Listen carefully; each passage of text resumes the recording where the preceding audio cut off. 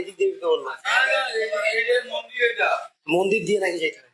মন্দির দিয়ে রাস্তা নাই, রাজবাড়ি গিয়ে তার মানে কি সব ভাঙ্গাচোরা?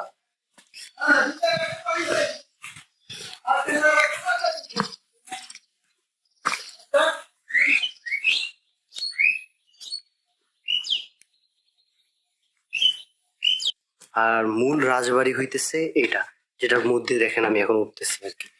এটা হইতেছে মূল দিনাজপুর রাজবাড়ি। দিনাজপুর রাজবাড়ি অনেক ধ্বংসপ্রাপ্ত একটা জায়গা, প্রায় ধ্বংস হয়ে গেছে জায়গাটা। ও না না থাক, ঢাকা।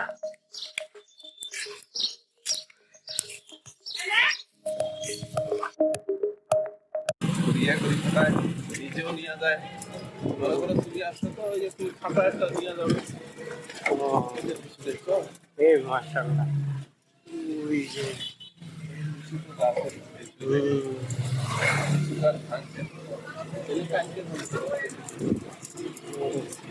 ও লিচুর পুরো গাছেরই সব ভাঙে ফেলায়।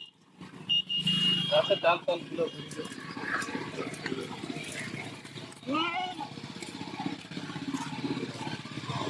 তো ভিউয়ার্স, আমরা এখন আছি মাসিমপুর। আর এইখানে নাকি সবচেয়ে বেশি লিচু ওঠে, এবং এইখান থেকে ঢাকা শহরে মেনলি মূলত লিচু যায়। আবার এই হালকা পাতলা ঘুরি আর কি। মামা লিচু কত করে?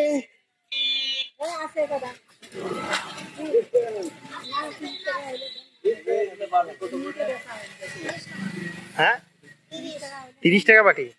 10 টাকা করবে।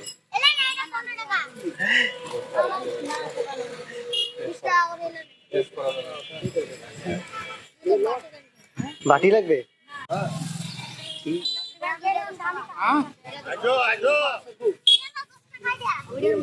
20 টাকায় লিচু।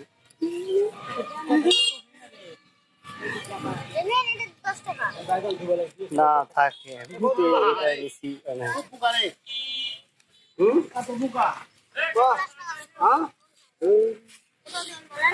20 টাকা।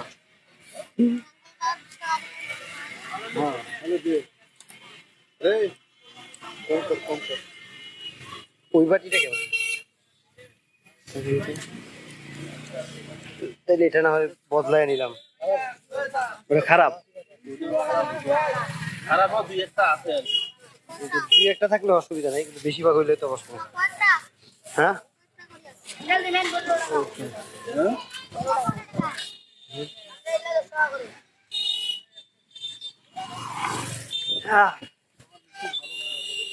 ও দোকান লিচু হয়, দাম বেশি। আমরা জিজ্ঞাসা করবো না, যদি নেয় তাই বিকাশে টাকা পাঠাই দেবে আর কি। আমার হাতে তো আর তো টাকা নাই যে। তো দেখি আঙ্কেল নেন, দুইজন মিলে জিলা খাই। আরে না, আমি এতগুলো শেষ করতে পারবো না তো।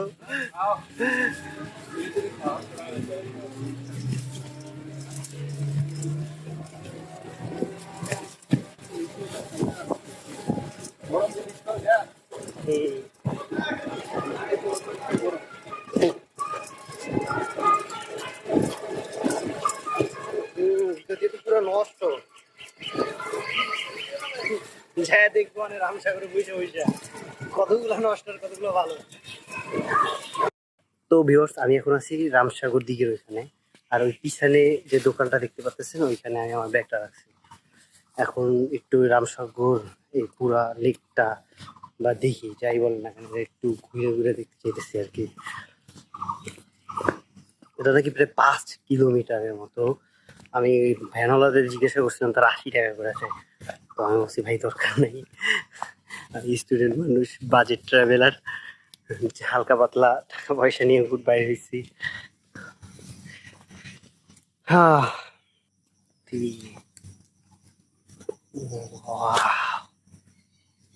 বিশাল, বিশ্বাস করেন বিশাল। আমি এতক্ষণ খেয়াল করি নাই, আমি ওইখান দিয়ে আসছিলাম তো, শুধু পানিগুলো দেখছিলাম যে এটা। আর আমি ভাবছিলাম ওই যে ওই অতটুকু, এই যে এইখানে যে দেখা যায় এই এতটুকু, এই যে এদিকে এটা যে ওই পর্যন্ত রিয়েলি বিশাল। আর আমার হাতে আছে আমার 20 টাকার কেনা লিচু, কয়টা ভালো আর কয়টা নষ্ট আল্লাহ জানে।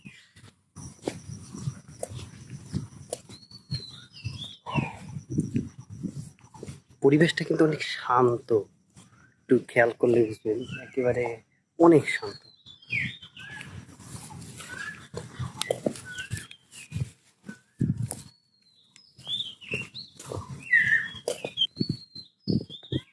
পাখির আওয়াজ শোনা যায় একেবারে।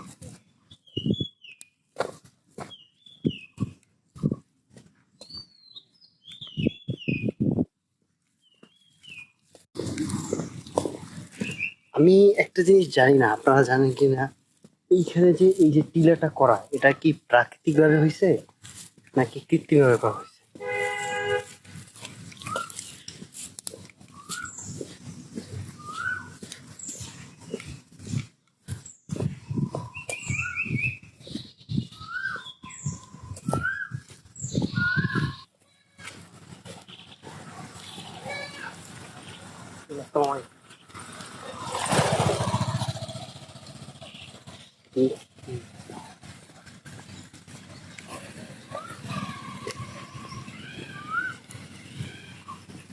টেবিল গুলা কিসের ভাই? চলেন 60 টাকা নেবো, যাবেন? না মামা এত আমার বাজে না, আমি তো যাবো না, কারণ কেন ওই পাশে কি আছে যেটা দেখার? হ্যাঁ,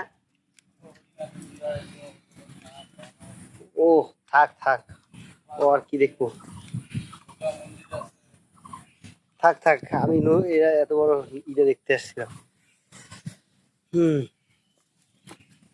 না একটু সামনে পর্যন্ত হাইটা যাই।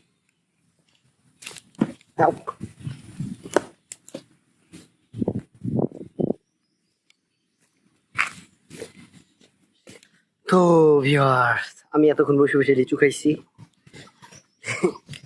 লিচু শেষ করার পরে এখন একটু হাঁটতেছি আর কি।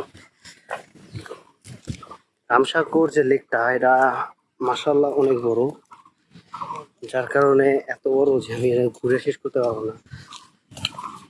তো শুধু শুধু হাইটা লাভ নাই, আমি এই কারণে 1-2 কিলোমিটার হাঁটে আসছি আর কি, একটুখানি এক কোনা দিয়া হাইটা গেলাম।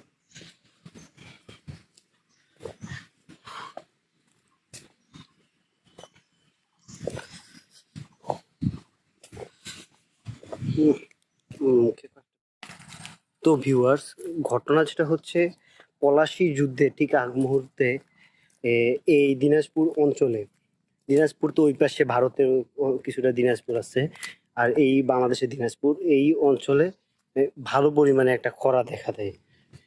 তো খরার কারণে রাজা চিন্তা করে যে কোনোভাবে এখানে একটা পুকুর নির্মাণ করা যায় কিনা বা পুকুর খনন করা যায় কিনা। তো যেই চিন্তা সেই কাজ অনুযায়ী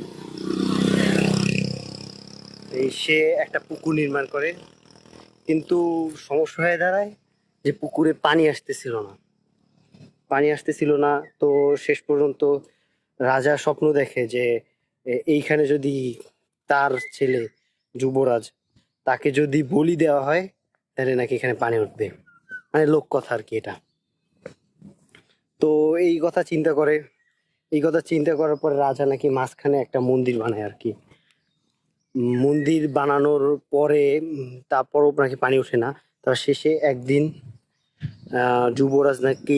যুবরাজ এক পাশ থেকে হাঁটা শুরু করে, হাঁটতে হাঁটতে যখনই এই দিঘির ভিতরে যাওয়া শুরু করে, দিঘির ভিতর দিয়ে পানি ওঠা শুরু করে এবং এক সময় যুবরাজ হারায় যায়। এই ওটাতে লোকগাথা।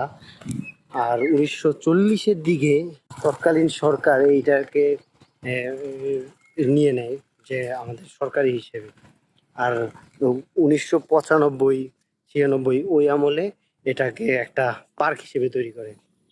আর আরেকটা বিষয় হইতেছে, আমি শুরুতে ভাবছিলাম যে এই পাশে যে পাহাড়গুলা, এগুলো কি প্রাকৃতিক ভাবে সৃষ্টি কিনা। পরে জানলাম যে এই এই যে দিঘিটা খনন করার পরে যে মাটিগুলো ছিল সেগুলো দূরে কোথাও পাঠাইতে তো আর পারে নাই, এই পাশেই রাইখা দিছে, যার কারণে আশেপাশে একটা পাহাড়ের মতো হয়ে গেছে। পাহাড় বলা যায় না, ছোট একটা টিলা বলা যায় আর কি। এই হচ্ছে এটার বেসিক কাহিনী।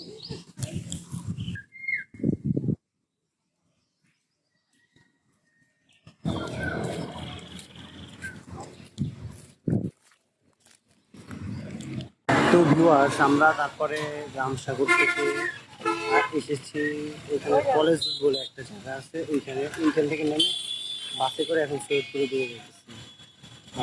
ওইখান থেকে আসতে রামসাগর থেকে 20 টাকা নিচ্ছে কলেজ রুট, আর কলেজ থেকে থেকে আসতে নিচ্ছে 10 টাকা।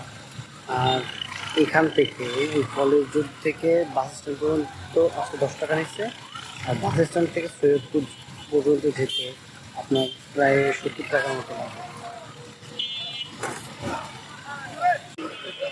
হ্যাঁ, তো ভিউয়ার্স, আমি এখন আছি সৈয়দপুরে। সৈয়দপুরে একটা ব্যাপার খেয়াল করলাম যে সৈয়দপুরে ভালো পরিমাণ মানুষ উর্দু বা হিন্দি বলে। এখন আমাদের টার্গেট হইতেছে চিনি মসজিদ যাওয়া। আমি দেখি এইখানটা কত দূর, যদি হাইটে যাওয়া যায় তো হাইটেই গেলাম। তো ভিউয়ার্স, আমরা এখন যাইতেছি সৈয়দপুর রেলওয়ে ওয়ার্কশপের দিকে। আমি জানি না আমার ঢুকতে দিবে কিনা, তো তাও দেখি যায় অনুমতি পাই কিনা। চলেন যাওয়া যাক। তো ভিউয়ার্স, ঘটনা হয়েছে আমি লেট করে ফেলছি, যার কারণে আজকের আর ওই রেলওয়ে ওয়ার্কশপের ভিতরে যাইতে পারতেছি না। আমি চেষ্টা করবো, দেখি আশেপাশে কোনো মসজিদে থাকতে পারি কিনা। কিন্তু এখানে সমস্যা হইতেছে, এটা শহরের ভিতরে কিছুটা, এই কারণে আদৌ থাকা যাবে কিনা এটা নিয়ে আমি একটু সন্দেহ। আল্লাহর কাছে দোয়া করেন যেন থাকতে দেয় আর কি, থাকতে দিলে তো ভালো হয়।